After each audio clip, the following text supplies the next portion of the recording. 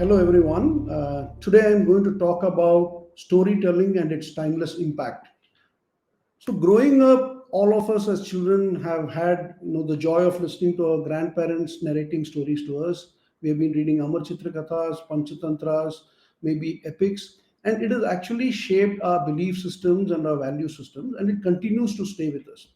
And the reason for that is, as research has shown, when you articulate something through stories, typically the ability to remember is almost 50% higher, and the ability to influence is almost 70% higher. I mean, various numbers can be quoted, but the fact of the matter is, articulating through a story has got great impact.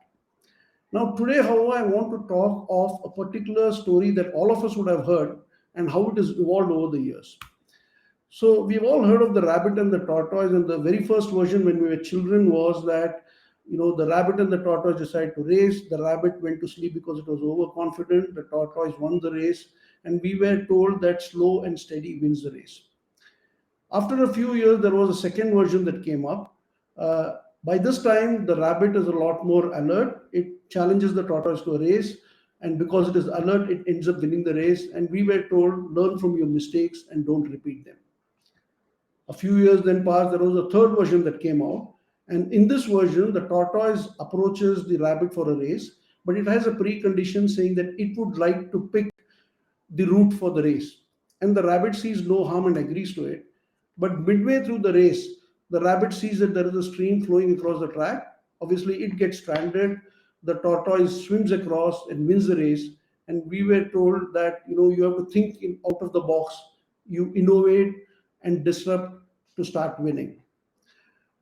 After a few years, version 4 came up, which is essentially by now the rabbit and the tortoise have become great friends, and they decide and discuss in terms of what is it that will get them to their destination faster. And so this time around, on the road, the rabbit carries the tortoise on its back, and in the river, the tortoise carries the rabbit on its back. And so obviously they get to the destination much faster.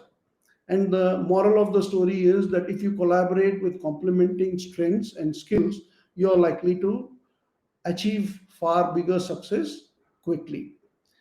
However, if you look at it in terms of perspective, there are four versions, and if you look at it, each of those stories or morals were very apt for the point in time that we heard, because it was relevant to the ecosystem, the social situation, possibly economic situation at that particular point in time. The bigger point I want to make is that India is a treasure trove of stories and epics. And if we can only rekindle the interest in our future generation to learn and read with stories, and then combined with their innate self confidence that they're born with, this can contribute greatly to the India success story. Thank you.